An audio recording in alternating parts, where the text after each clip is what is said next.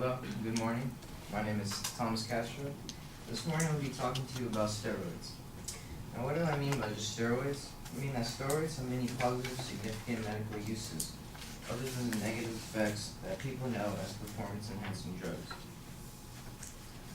The main supporting points regarding steroids having many different significant medical uses. There are two legal types of steroids that are used in the medical field for medical use. Also, there are many reasons for steroid use in the medical field to assist patients with medical conditions. And the third is steroids also assist patients with different cancer treatments. My first claim is that there are two legal types of steroids that are used in the medical field for medical use. Corticosteroids are drugs derived from the adrenal source hormones.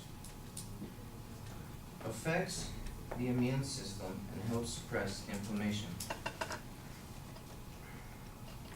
In medicine, anabolic steroids can be used after a serious injury like a burn or chronic illness.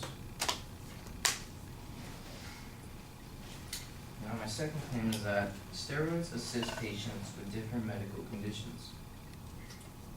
Users of anabolic steroids use these steroids that are derived from testosterone-like hormones and cause the body to accumulate muscle mass and rebuild tissues. For an example, like after surgery, these would be good. Corticosteroids are used to treat a variety of inflammatory conditions, including but not limited to chronic asthma. Steroids also treat inflammatory conditions such as arthritis, lupus, and gout.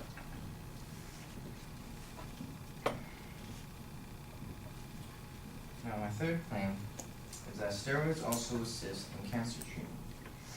Cancer patients may be prescribed a man-made version of the natural steroid, cortisol, and these include cortisone, hydrocortisone, prednisone, and dexamethasone.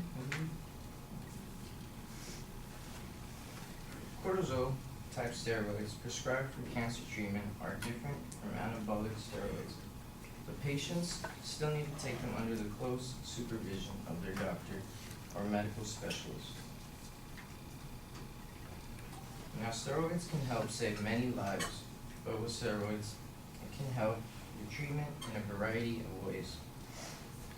It also reduces nausea associated with chemotherapy and radiation. It also kills cancer cells and shrinks tumors as a part of chemotherapy. It also decreases swelling. It also reduces allergic reactions before transfusions, and lessens headaches caused by brain tumors. Now with that, I do believe that steroids indeed have significant medical uses. And again, my name is Thomas Castro, and thank you for your time.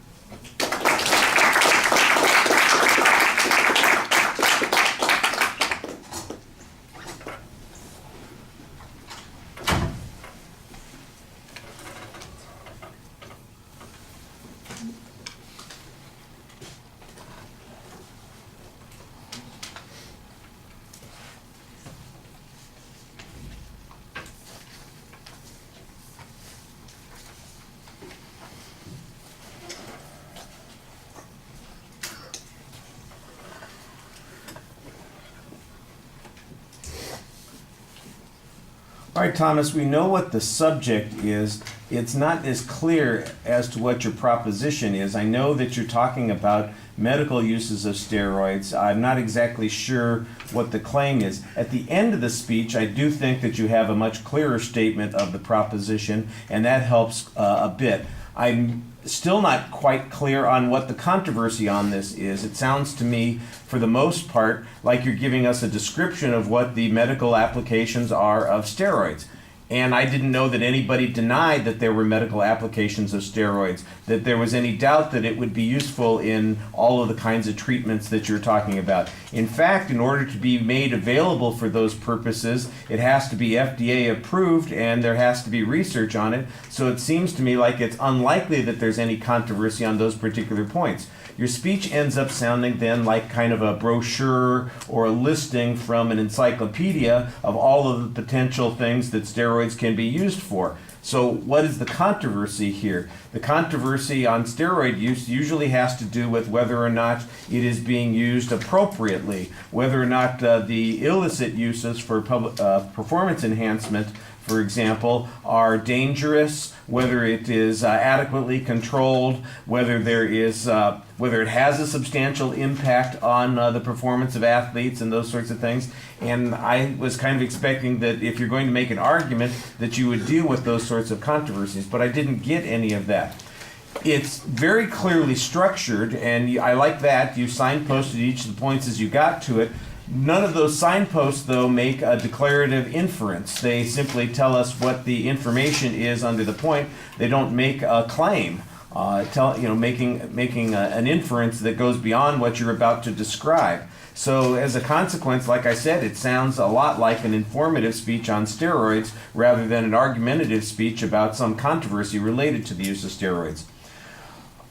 You've got information somewhere in your speech. I know that you've done some research here, but I did not hear a single source citation in the presentation. I did not hear you cite experts talking about the effectiveness of any of these kinds of things. I just got the lists of the things that it could be applied to, and that's a little problematic.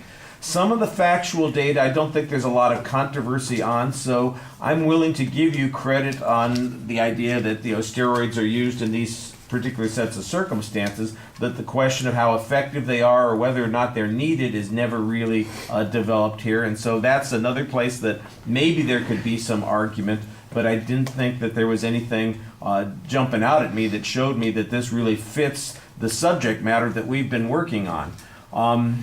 As a consequence, I'm not sure, like I said, that you're making inferences, so there aren't really a lot of generalizations being made. I do think that you do, like I said, a good job keeping things organized in the presentation. You are trying to talk to us, but there definitely needs to be some more substance to the controversy in the presentation. And I did appreciate, like I said, at the end, you're coming back and reminding us, here's the point I'm trying to make. I think that made it a lot clearer. Okay, I know generally what conclusion I'm supposed to be getting from this. I don't know that it's an argument still, but I do know what your claim is. All right. Thank you.